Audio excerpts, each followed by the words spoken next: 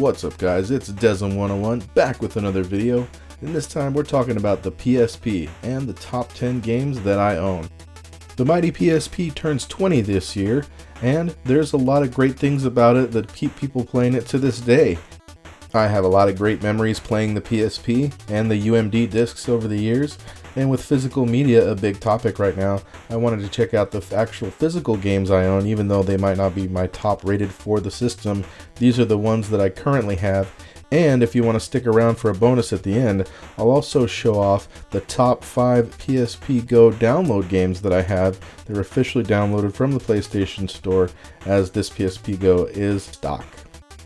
So let's check out some PSP games.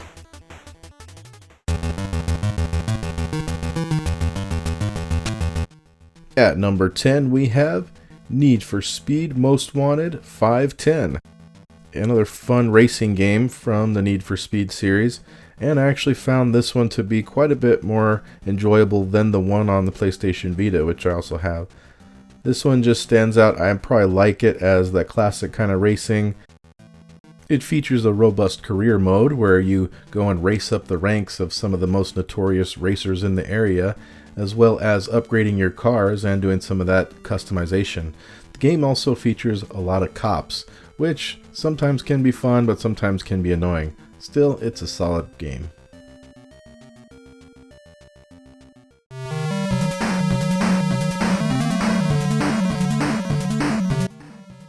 At number 9 we have Burnout Legends. Yes, don't be too surprised, there's going to be a lot of racing games on here. The PSP is fantastic for racers, and Burnout Legends is definitely one of them. The game really shines here performance-wise, standing up to its bigger console brothers, and this is definitely a top racing game experience on the PSP, full of all that classic carnage and mayhem from the series that it's known for.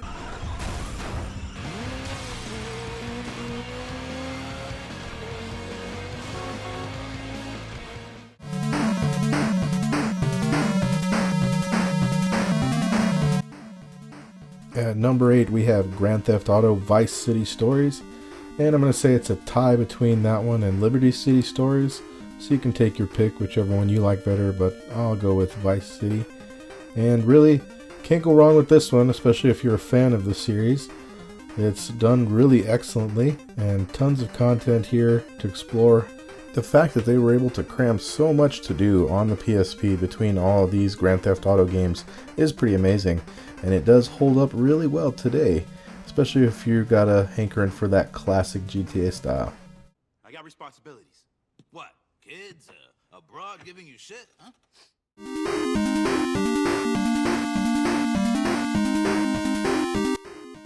And number 7, it's Ridge Racer. Yes, this one, in my opinion, tops Burnout Legends and that Need for Speed game.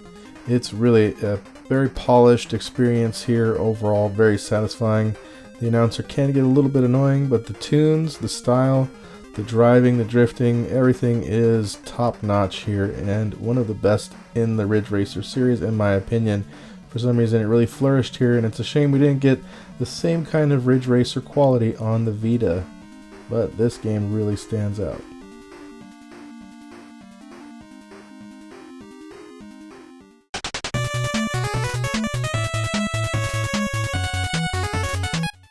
At number 6, it's Metal Gear Solid Peace Walker, and there's a ton of Metal Gear love on the PSP. There's about 4 games for the console, and this one in my opinion is probably the best. This game really holds its own with that stealth action gameplay and crazy convoluted storytelling that only Kojima can pull off. This game takes place 10 years after the events of Metal Gear Solid 3, and it leads up to the events of Outer Heaven. It also got a re-release as part of the HD collection, but this is the original version. I really like how these cutscenes look like animated comic book panels. Very cool art style.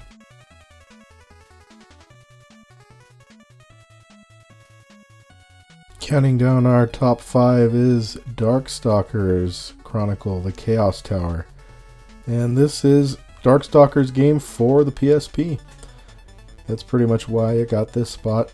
It's got a pretty cool mode where you go up the Chaos Tower and you can collect points to unlock content in the game, like artwork. Overall, a very solid version of Darkstalker.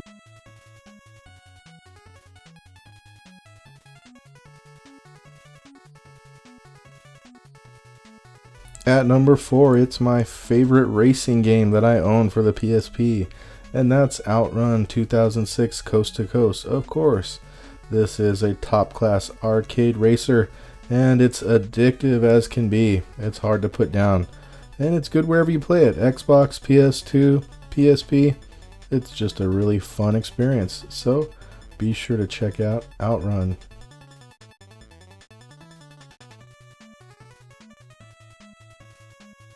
Before we do the top 3, let's check out some honorable mentions. Starting with Bomberman. It's a pretty good version of Bomberman. Final Fantasy Tactics.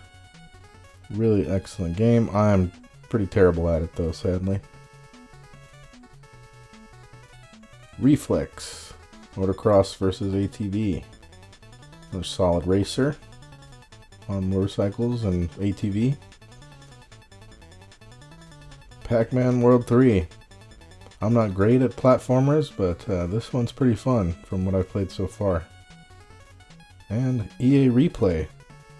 A bunch of emulated versions of earlier releases, including Wing Commander and Desert Strike.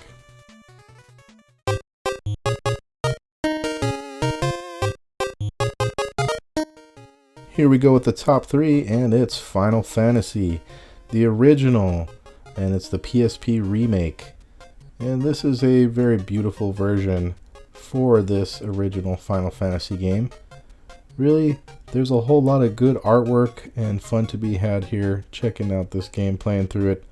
It's definitely my favorite version of this game, so without a doubt, if you like Final Fantasy and you haven't played this one, you should check it out.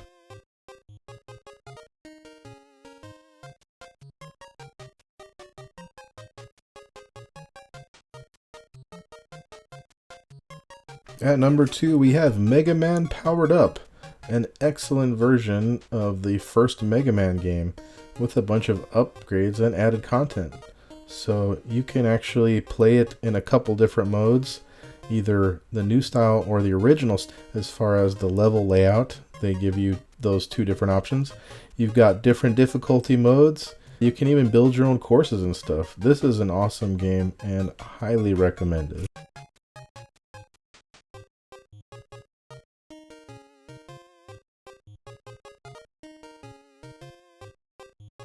Number 1 should be no surprise to longtime viewers of the channel. It's Gradius Collection.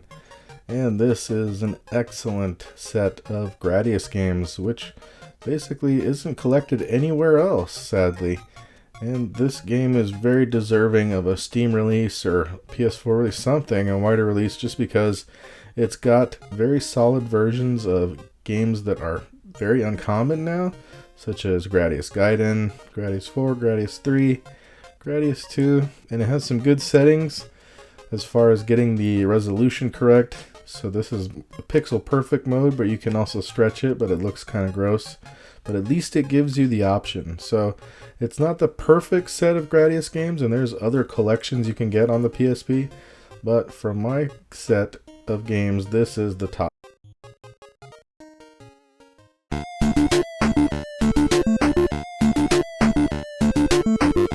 As promised, here is the top 5 on my PSP Go that I downloaded, starting with Gran Turismo. Yes, another racing game. Of course, there's going to be more racing games, and this one is really hard to beat. Spent a ton of time playing this one. It's probably the easiest version of Gran Turismo. Next is Wipeout Pulse. Yeah, this is the probably most highly promoted Wipeout game for the PSP. It seemed like this one was promoted more heavily and easier to download compared to the other one that they had released for the system. And they're both pretty good. I think this one just performs a little bit better, so can't go wrong with this one. You can see I downloaded some skins back in the day, some custom skins from their website. I don't think they're there. They might still be there, but you might want to check that out. Silent Hill Origins. This is an awesome Silent Hill game for the PSP, and yes, it did come out on the bigger consoles, but it really works well here. Spent a ton of time playing this one, unlocking stuff and getting some different endings. Really, not too much wrong with it. I just really enjoy this game, as far as I like Silent Hill games in general, and this one suits well to the PSP.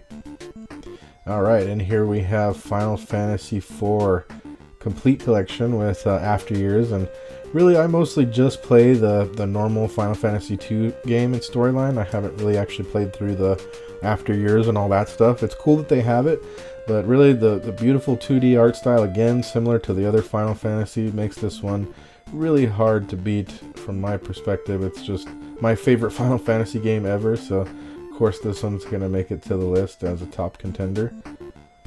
And here, wrapping up all of our games, is Castlevania, the Dracula X Chronicles. This is one of the first games I got for my PSP, and it still holds up well.